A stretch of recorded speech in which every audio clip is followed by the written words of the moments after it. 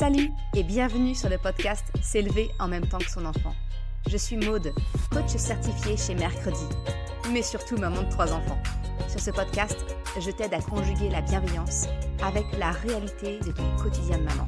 Utiliser ton choix d'une parentalité bienveillante comme un accélérateur de ton propre développement personnel.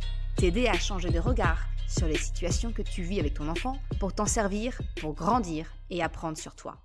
Et salut, je suis contente de te retrouver aujourd'hui pour un nouvel épisode où on va parler des colères de notre enfant.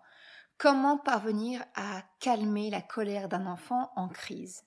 Je pense que ça, c'est sûrement un épisode d'utilité publique parce que qui n'a jamais connu son enfant en crise comme possédé?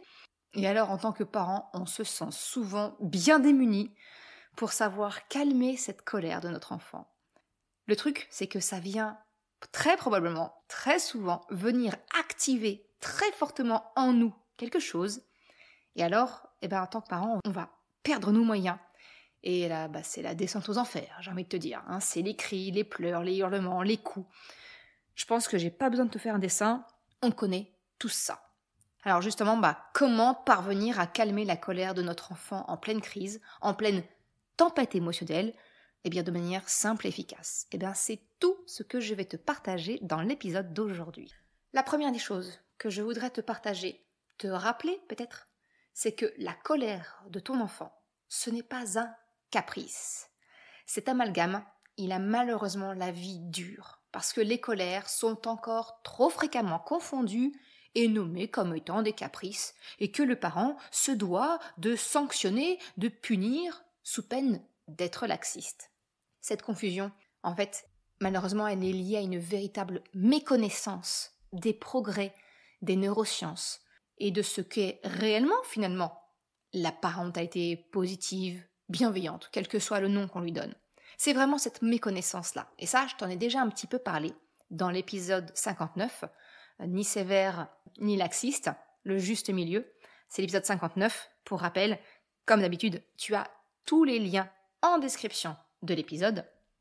Mais voilà, c'est vraiment ce genre de confusion qui nous aide pas finalement à prendre confiance dans la façon dont on accompagne son enfant et qui quelquefois nous pousse à réagir de manière plus automatique, j'ai envie de te dire, quelque part, et de se dire non mais il faut que je réagisse là, c'est un caprice. Non, en fait, fais-toi confiance. Si tu es dans cette démarche d'une parentalité plus à l'écoute de ton enfant, ça demande effectivement un gros effort de remise en question de ce que tu as connu, de ce que tu vois autour de toi. Et j'espère en tout cas qu'à travers cet épisode et tous les autres du podcast, je t'aide à y voir un peu plus clair, à faire ton propre chemin vers cette parentalité quelque part plus respectueuse.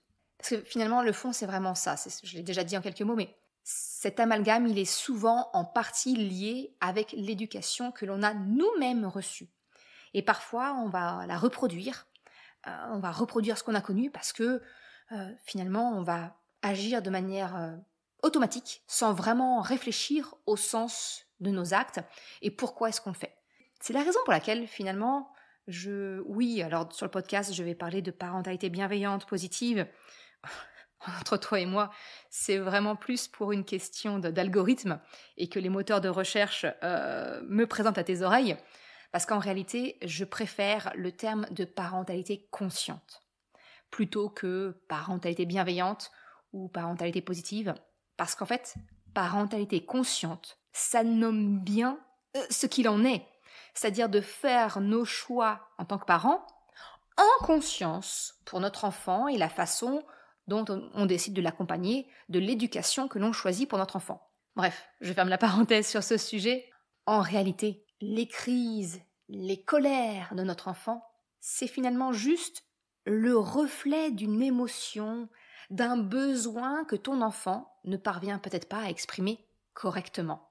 C'est pour cela qu'il est important, selon moi, de vraiment se retirer de la tête cette croyance comme quoi le souci, c'est la colère de notre enfant, ses crises, et de finalement changer de regard sur le comportement non acceptable de notre enfant. La colère n'est pas un caprice de l'enfant. C'est un signal qu'un besoin, une valeur est heurté chez lui. En fait, C'est un signal qui exprime quelque chose de bien plus profond. Une frustration, de la fatigue, un besoin non comblé, et que finalement notre enfant ne sait pas reconnaître, qu'il ne sait pas correctement l'exprimer, qu'il ne sait pas vivre cette émotion. Et j'ai envie de te dire, c'est peut-être justement tout le but de notre accompagnement, de notre rôle en tant que parent. Non pas, donc, de sanctionner le comportement, parce que ça ne va absolument pas calmer la colère de ton enfant, mais au contraire, de savoir reconnaître ce signal pour apprendre à ton enfant comment réagir, comment exprimer son émotion. Et le hic, c'est que bien souvent, en tant que parent, on ne sait pas le faire déjà pour nous-mêmes.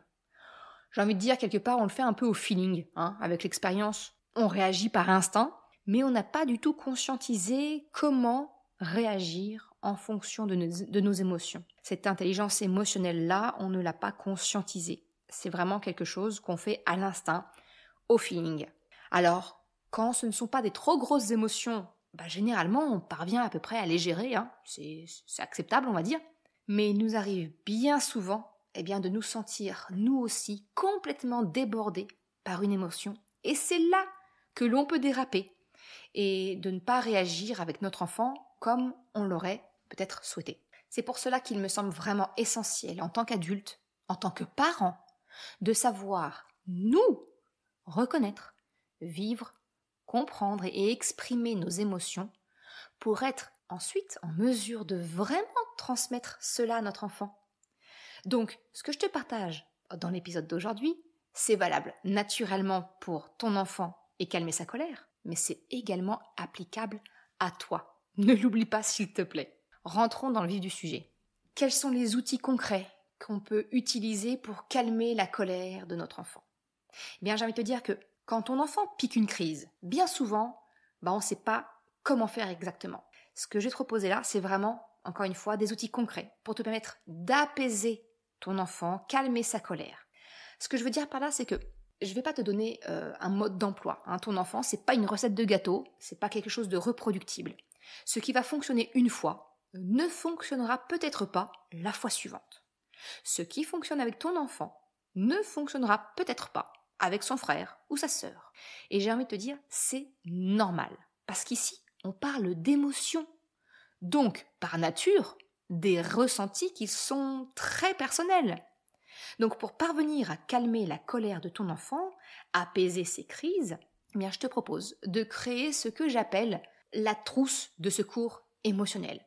Vois ça comme une trousse de secours, une boîte à outils quelque part. Et en fait, cette trousse, elle va contenir un ensemble de ressources qui seront personnalisées, que tu peux construire quand tout se passe bien, pour l'avoir sous le coude en cas de crise de colère et aider ton enfant à traverser ces fameuses tempêtes émotionnelles.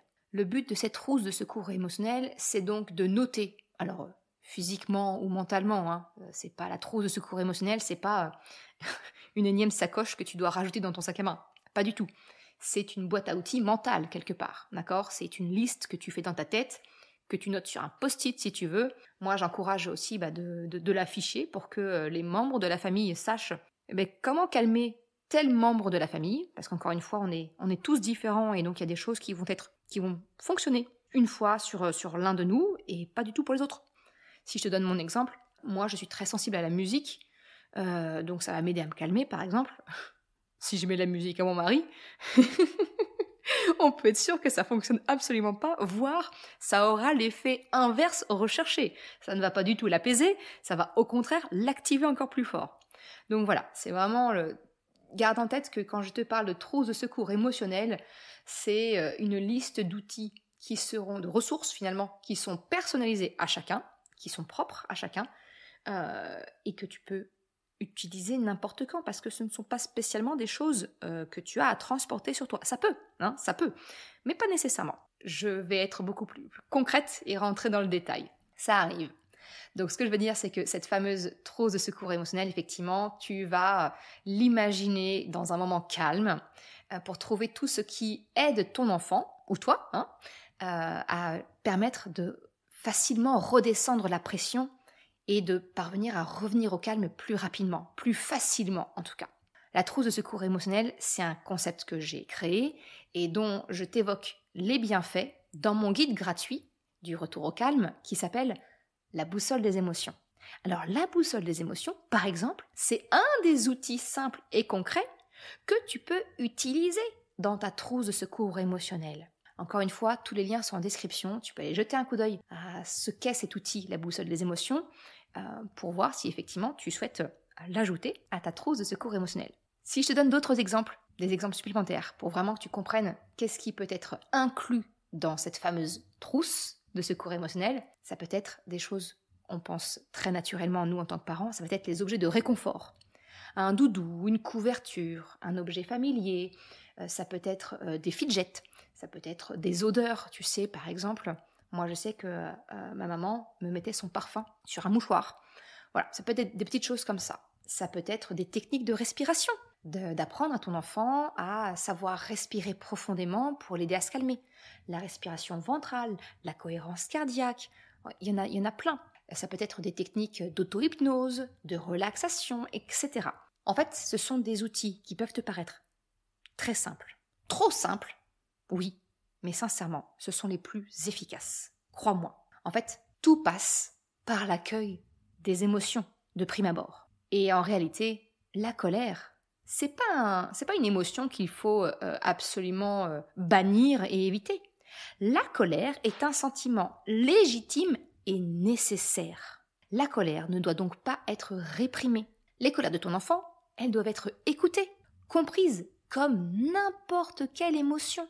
Je répète, c'est parce que c'est vraiment important, mais la colère, elle est légitime.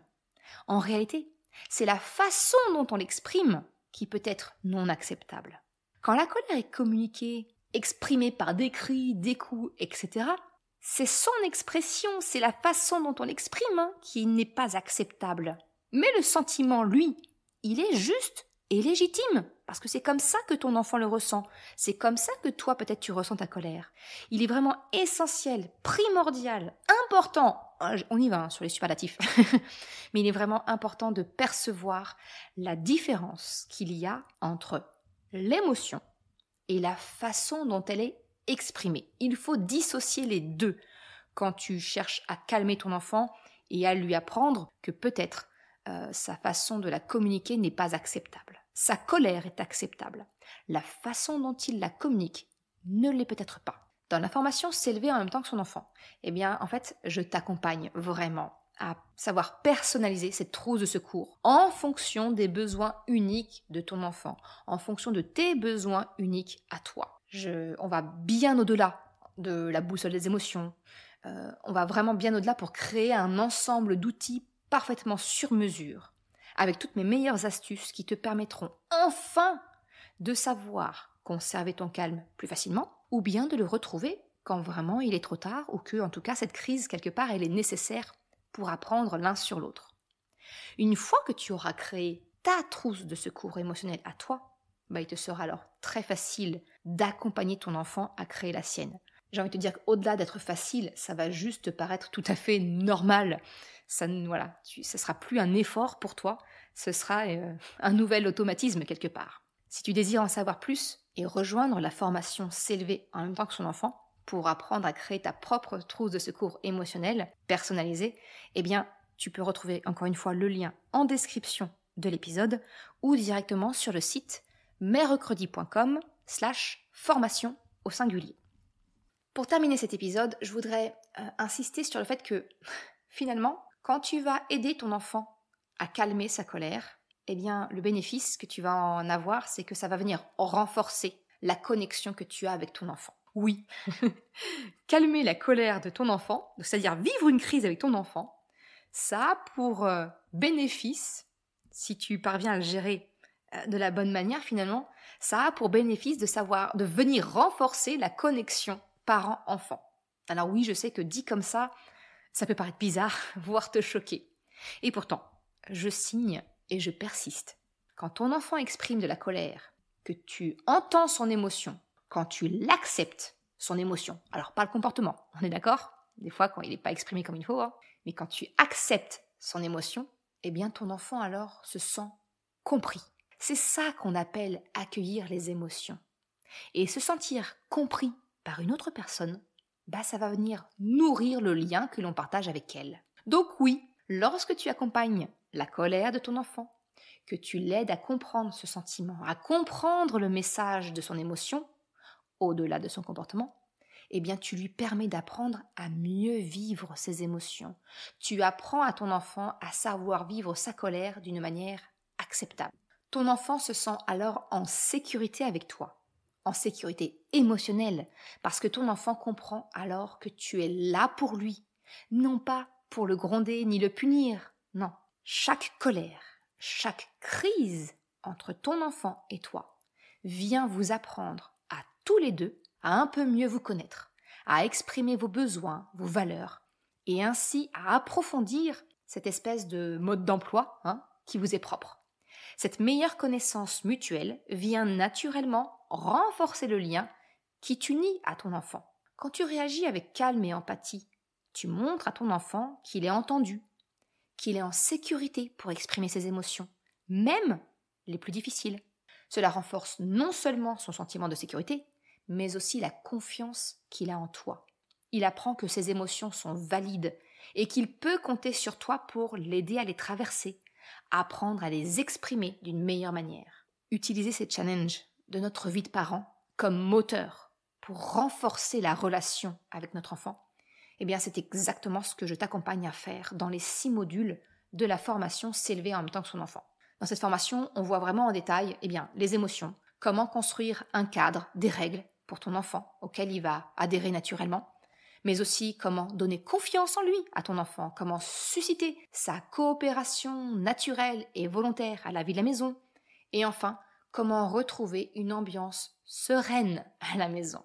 Si tu désires en savoir plus, tu peux me contacter directement ou jeter un œil au programme, encore une fois, sur mercredi.com/formation au singulier. Alors, pour conclure sur cet épisode, j'espère que ces conseils te seront utiles pour pouvoir permettre d'apaiser les colères de ton enfant et de renforcer votre relation à vous. Si tu veux aller plus loin, je te rappelle que tu peux télécharger gratuitement mon guide PDF, la boussole des émotions, via le lien en description. Et pour découvrir, encore une fois, comment transformer ces moments en véritables occasions d'apprentissage, je t'invite à rejoindre la liste d'attente de la formation S'élever en même temps que son enfant. Je te remercie d'avoir écouté cet épisode jusqu'à la fin. Si tu souhaites soutenir le podcast pour m'encourager à continuer à créer des épisodes, tu peux le faire sur le site mercredi.com/soutien en me faisant un don libre. Une autre façon de m'encourager et qui est vraiment très efficace, c'est d'en parler tout simplement autour de toi, de partager le podcast, le site, et si le cœur t'en dit, c'est également de me laisser un commentaire ou une note sur Apple Podcast, Spotify, quelle que soit la plateforme, si elle te le permet. Ça m'aide vraiment à faire connaître le podcast, à diffuser ce message qu'une autre façon de la parentalité est possible. Un grand merci à celles et ceux qui prennent le temps de le faire, mais également ceux qui m'envoient des messages privés. Ça me fait toujours très chaud au cœur. Je te souhaite une excellente journée, après-midi, soirée, quel que soit le moment où tu écoutes, et je te dis à très bientôt pour un nouvel épisode. Ciao!